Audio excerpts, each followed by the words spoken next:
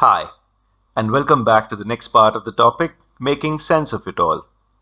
In this video, we're going to discuss the major features of the various preschool methodologies and broad differences between these methodologies. Let's proceed.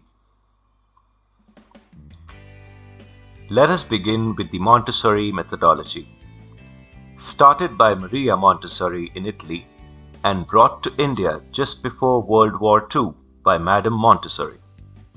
When World War II broke out, she was officially an enemy alien. However, she was allowed to continue her good work and gave her courses in various parts of India. Returning to India in 1948, she conducted more courses on her methodology. What is interesting is that prior to her arrival in India, Mr. Tagore and Mr. Gandhi were aware of her methodology, and several Tagore Montessori schools were founded in the 1920s. Preschool players or parts. Very broadly, there are four main parts or players in any preschool: the child, the teacher, director or directress, the environment. This includes the furniture, materials, layout, and aesthetics. This is referred to as the prepared environment in the Montessori terminology. The method or philosophy. At the base level is the method teacher-driven or child-driven.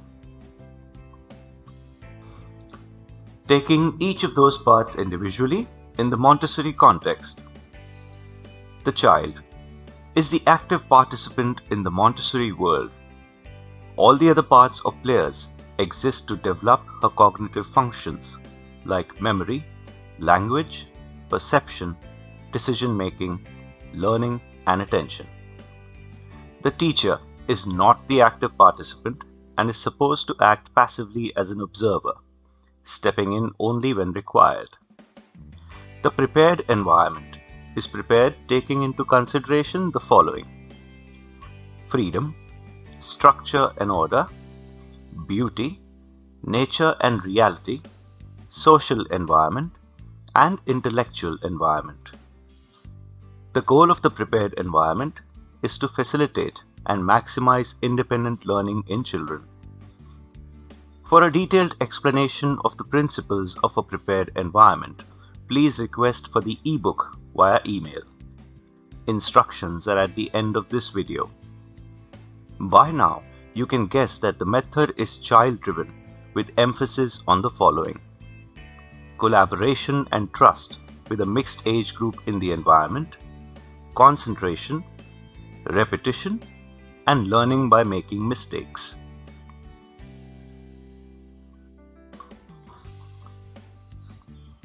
We now move on to the kindergarten methodology. It is important to throw some light on the facts regarding Friedrich Froebel and the method he founded. Froebel opened his first kindergarten in 1837 in Germany. He passed away in 1852. In comparison, Maria Montessori was born in 1870 and her first casa was set up in 1907. Froebel designed specific materials and sets of activities to provide hands-on exploration of solids, surfaces, lines, rings, and points, along with hands-on exploration and practice with skills like clay work, woodwork, lacing, weaving, drawing, and cutting. These materials are called Froebel's gifts. Another important aspect of his approach is the study and appreciation of plants and nature.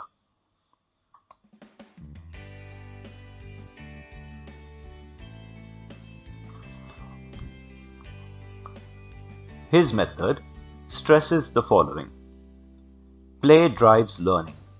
Hands-on play activities create meaning. Children will learn when they are ready. They have their own developmental pace. The teacher is a guide. The classroom is a prepared environment. Importance of movement for the children. We think it is important at this stage to discuss the influence that kindergarten had on Maria Montessori, as well as the differences between the two methods. Once again, since these are quite complex and lengthy, we have made a small ebook on this topic. Please request for the ebook via email. Instructions are at the end of this video. The Waldorf methodology. The least known and also the least understood of the preschool methodologies, Waldorf gets his name not from the founder, Rudolf Steiner, but from the Waldorf Astoria cigarette factory in Germany, where Rudolf Steiner started his first school, the Independent Waldorf School. This was in the year 1919, and the school was started at the request of the factory's owner, Emil Molt, who wanted a school for his employees' children. Some Waldorf schools continue right till high school. Subsequently, in 1928, the Waldorf school branched out to New York City, where it still exists as the Rudolf Steiner School. At the foundation of Waldorf education is a theory coined by Steiner, called anthroposophy. It is not easy to describe this, so we looked at multiple sources and have the following to say. A sort of spiritual philosophy that postulates the existence of an objective, intellectually comprehensible spiritual world, accessible to human experience.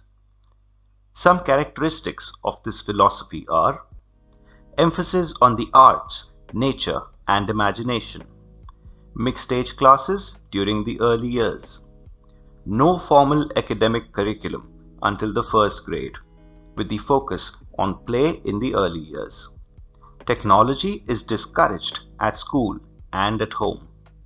Language is taught when the children reach around 7 years, and language lessons are delivered using eurythmy, a method that uses music and movement to teach the sounds in language. An example, the vowels. A comparison between Waldorf and Montessori may be in order.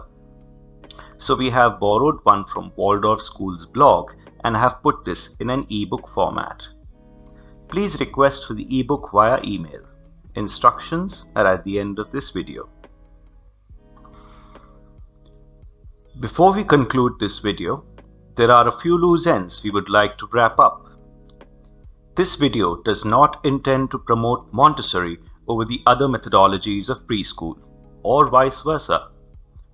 Parents are advised to study all the methods and philosophy behind each method and make informed decisions regarding their children's schooling. Remember that bit about 2.5 years? Well, in many Montessori schools, parents have requested that their 2.5-year-old be allowed into the casa, which is a richer environment than a daycare center, and one which will allow the child to begin his development and path to independence. If the child has achieved independence in terms of eating food and is able to work in the casa without disturbing the others, many Montessori schools do admit such children.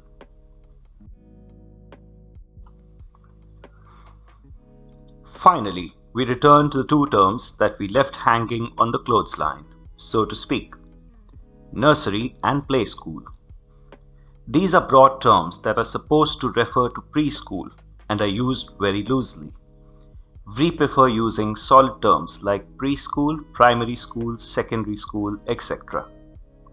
In the Montessori terminology, this would translate to primary and elementary, post which the children move to traditional schools. That wraps up this topic. Hope you liked the videos and thanks for watching.